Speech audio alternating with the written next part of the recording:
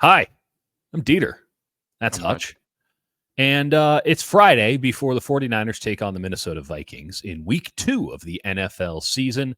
And we're here to break it down for you as only we can. And trust me, we're the only people with this information, with this kind of sick mentality.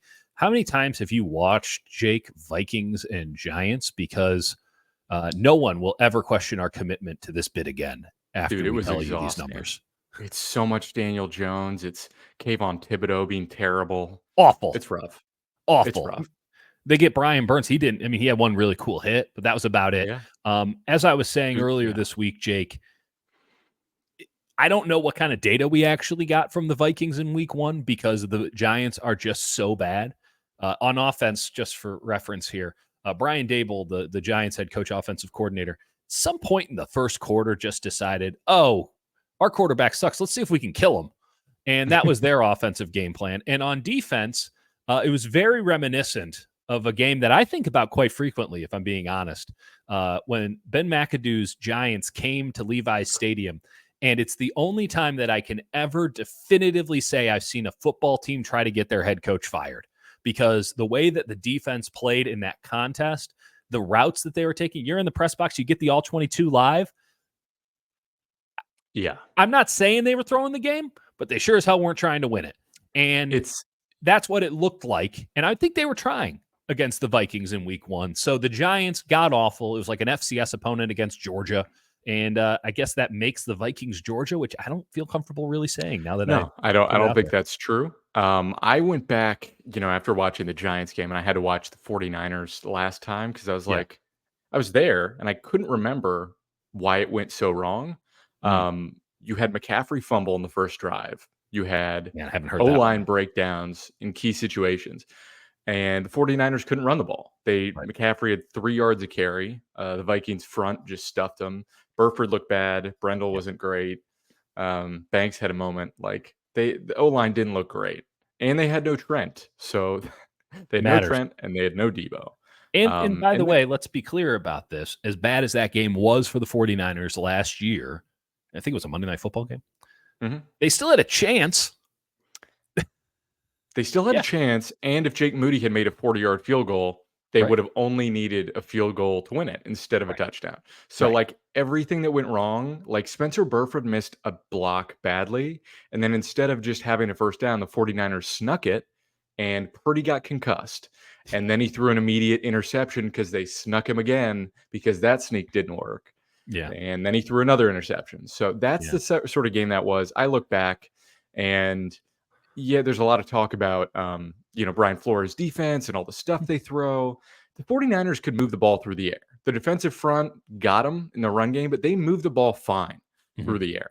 I didn't see any reason to believe they couldn't do that, and they couldn't do it without Debo. I mean, they Yeah. did it without Debo. They did it So without Debo. They did it without Trent.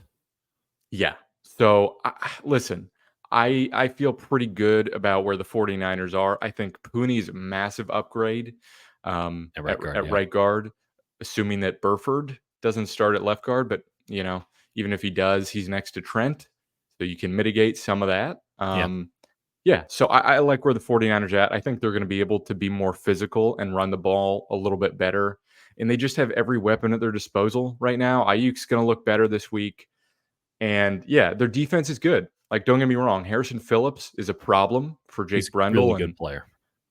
their front is physical. Mhm. They've got some big boys up there with Jonathan Bullard and Jerry Tillery, just big dudes. Little And Jihad Ward action. Van Ginkel was one of my favorite players. I thought the Niners should have gotten yeah, him over Leonard Floyd after week 1. I mean, all the positives you can say about Leonard Floyd, you'd rather have Van Ginkel. yeah. But Like, I liked Floyd in the pass game, but Van Ginkel's he's pretty well rounded and he's he's smart. awesome. He's awesome. So let me just throw this at you. Let's keep it really simple. Let's keep it tight here. If the 49ers were to lose this game, how would they lose this game? They would get stuffed up the middle and allow pressure, I think, up the middle on Purdy, And disrupting that's that. and that's a viable option given how Jake Brendel played. We've gone into detail on that. And then obviously you have a question at left guard with Aaron Banks. Agreed. Dallas Turner's a rookie in week 1 on the edge, but Van Ginkel's, really good. I think if they struggle to run the ball and the offense is just out of sync, and Purdy forces it into, a tight window that's not there. And the Vikings are just able to slow the game down with Aaron Jones, and Darnold just takes what's there. There's a route. I mean, again, as any coach would say, it's National Football League. You can It's a win 6-point game. against I any mean, team. that's the spread is 6 points for the Vikings at home, which I found to be rather interesting. Something that I keep coming back to as I think about this game this week is George Kittle's quote after the game saying, when Christian McCaffrey's out, the playbook gets simpler. And I'm not sure if that's necessarily a great idea against a team in the Vikings that is, at least they're you can tell they're coached. I don't know if they're well coached or not on the defensive side, but they got ideas. I once had Todd Downing, former Raiders offensive coordinator. I once had someone tell me that he doesn't have ideas, which I thought was the sickest burn I had ever heard. And then you kind of watch me go, oh no, there's no ideas here. There's nothing creative. Yeah. He's not trying to attack anything on the team. He's just pressing X, Y, or Z on Madden, like he's just calling this against air. And on the flip side, with Kevin O'Connell, he might not have the quarterback. I don't know if Sam Darnold's good or not. He looked competent for sure against the Giants. Yep. Better, because he's getting paid $10 million a year. If you can't look competent against the Giants for $10 million a year, you're not going to have a job in this league very long. Correct. But Kevin O'Connell's going to scheme it up.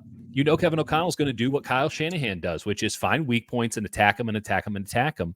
And Brian Flores is trying to do more or less the same thing. And they don't necessarily have the personnel on the defensive side. Their corners are sketch, but you got a Harrison Smith who you can play at the line, second level, third level. You have a defensive front that's aggressive. And I think Dallas Turner. I like Ivan Pace, their linebacker. I think he's really good and up and coming.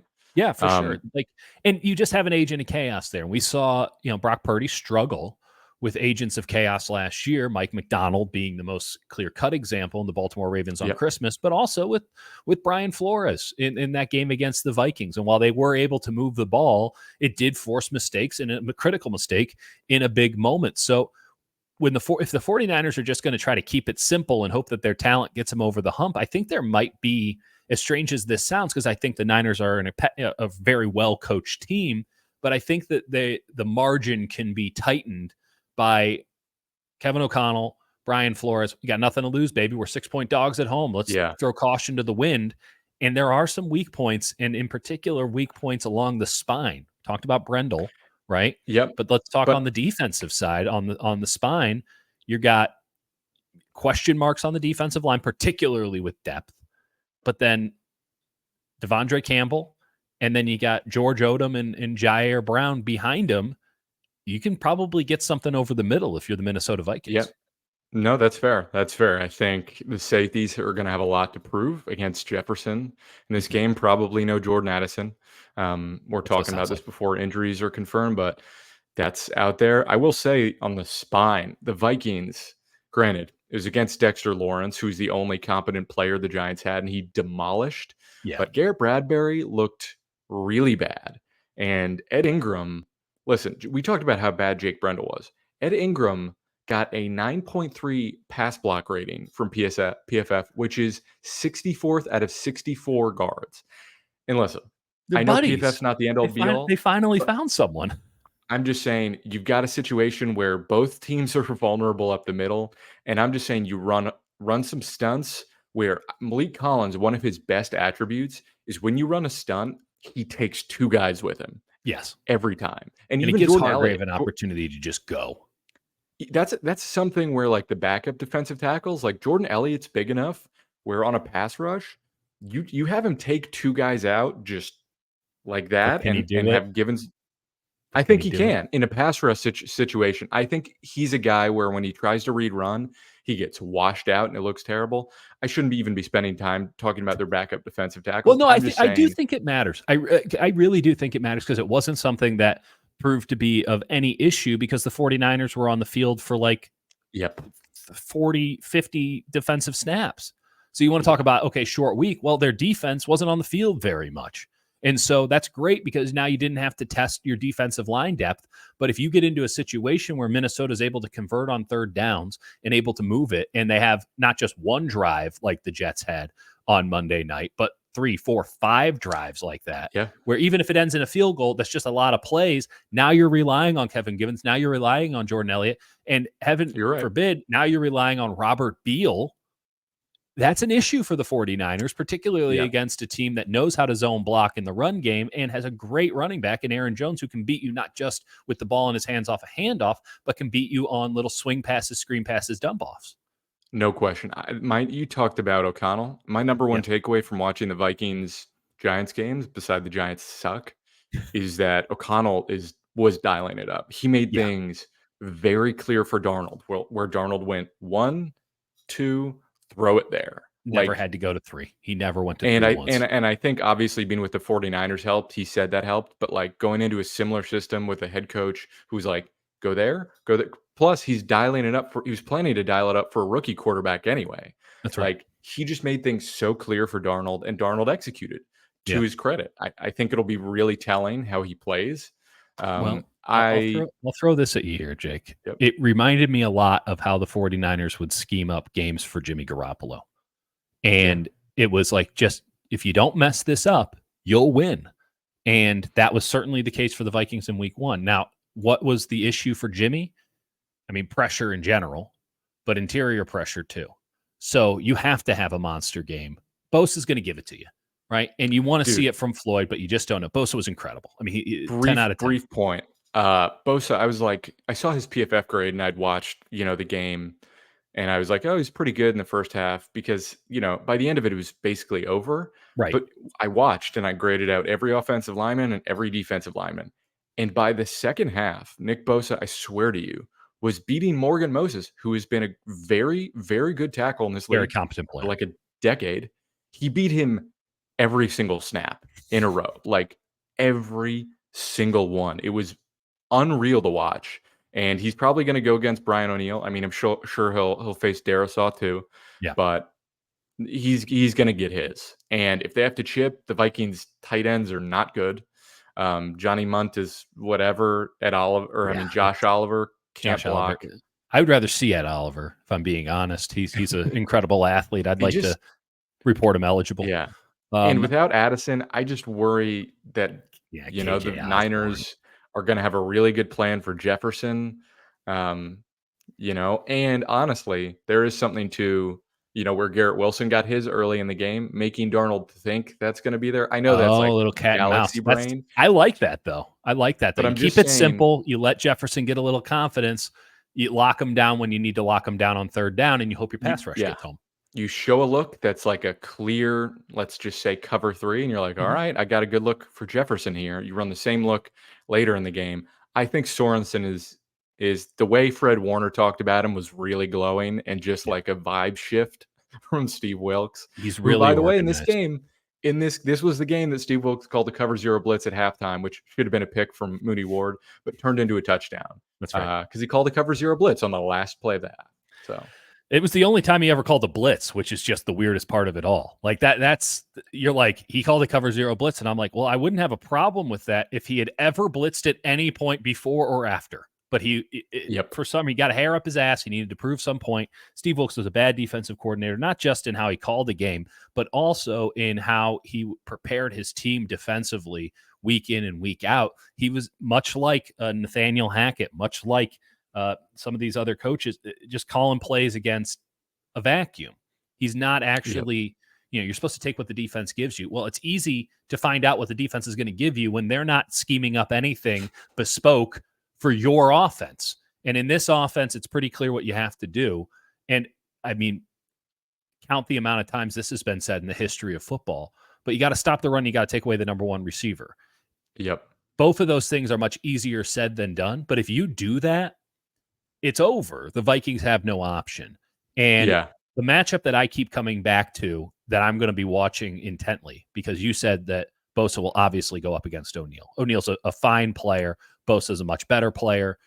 O'Neill will get a couple of good licks in. It's not going to yep, look like last week, but like Bosa's going to win that again and again and again. That doesn't matter, though, if Leonard Floyd on the opposite side against Christian Darrisaw doesn't get a couple wins. And that's a very hard thing to do against an elite left tackle. But this is the reason he was brought in. Not just setting edges. Cleve Farrell can set an edge for $2 million a year, folks. It's about having the moves, the hustle, the wherewithal, the veteran savvy, whatever you want to call it, to where when Nick Bosa forces Sam Darnold to step up in the pocket or to roll out because he's feeling pressure, that Leonard Floyd is there and in position to take advantage of the good hard work that Nick Bosa is doing. And you cannot leave it to your defensive tackles, especially in an offense that is going to run a lot of play action. You cannot leave it to your defensive tackles to clean up the mess. The opposite defensive end has to clean up the mess. You cannot say, well, hopefully Malik Collins is there, or hopefully Javon Hargrave is there, and obviously more Hargrave than Collins.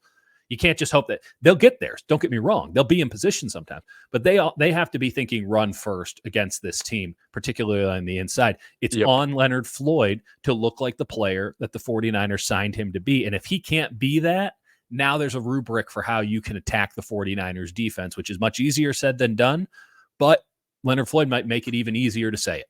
And the Giants took advantage of having Kayvon Thibodeau on the left, and they ran right at him a few times, and Jones can go.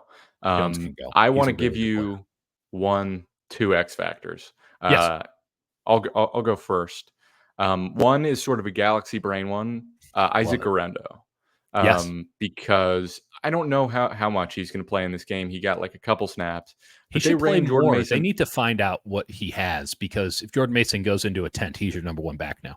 Correct. And I think they should mix him in a little bit more, assuming McCaffrey doesn't play, which is what Rappaport and Schefter have reported is likely. That's our assumption. I also assume, well, I don't assume, but I wouldn't be surprised if he missed the next game too. We'll see. But it's turf. I don't know. We'll see. But I think Guerendo, mixing him in, like long speed, stretching out this defense. Harrison Smith is still a great player, but like Guerendo has home run speed that is a total change of pace for Mason that I think would catch this defense off guard because you haven't seen much of it. I think that's really interesting. And number two, Josh Metellus, their safety, he's interesting. He's like an interesting player. They move around a lot. He can make some explosive plays, but he also, like last time they played, Kittle got matched up one-on-one with him and beat him clean for like a 28-yard catch. That's right. That's a matchup where I'm like, if they move that guy around, and that's part of the Flores defense is moving safeties around, showing different looks. He's kind of a home run swing or miss sort of player. And that's a guy I'm interested to see. Do they attack him? Does Kittle get some matchups against him? That's something I'm looking for, especially with McCaffrey not out there, probably to run choice routes. It could be another game they look at Kittle quite a bit. I'm fascinated to find out if the 49ers stick with the heavy personnel that they used against the Jets or if they try to be more finesse in this game. I can see it going both ways, right? But they do need to, in all likelihood, especially week one, you're coming out, you're at home, you got a Jets team that's been in a constant state of flux. You're just going to dare Aaron Rodgers to look like old Aaron Rodgers, right? Like it's a pretty, say what you will now with hindsight, but that was a pretty easy bet to make in the moment. Like, we're going to dare Aaron Rodgers to kick our ass. And that's what the Niners did. And he refused to even throw it to the right side of the field. And so once you get that immediate feedback from Aaron Rodgers, which is, I'm not rolling out, I'm taking 3 steps, and I will throw it right at the back of a defensive back if I have to, because I am not going to extend a play.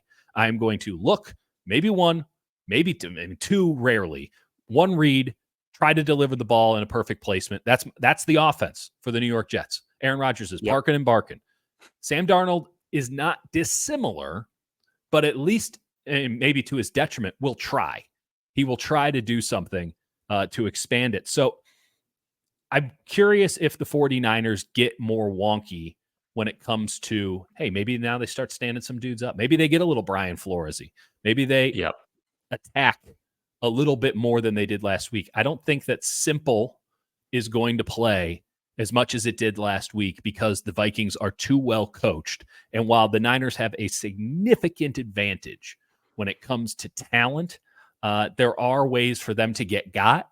And I'm curious more than anything else to see if they're a little high on their own supply, right? Coming out of that game, total ass kicking, Monday Night Football. We don't even need Christian McCaffrey. And then, hey, 10 a.m. game, short week, on the road, in a dome. It's going to be loud as fuck. Like, it gets loud in there, man. It It's wouldn't shock me at all if the Niners came out a little bit sluggish, and now here goes that game plan of just we're just going to run outside zone and inside zone ad nauseum. Now you actually have to get into your bag a little bit, which we know Kyle Shanahan can do, and we know Brock Purdy can do. And ultimately, my prediction comes down to this: it's a head coach and a quarterback league. I think the world of Kevin O'Connell. I really think that he's as outstanding as anybody in the league. He is in that echelon of offensive play callers with McVay and with Shanahan and maybe Mike McDaniel, who's to say anymore. He's up there with the best of them, a LaFleur. But man, it's Sam Darnold versus Brock Purdy. I know where I'm putting my money. I know where I'm putting my I'm with money you. there. I think Vikings might cover, but I think Brock Purdy is.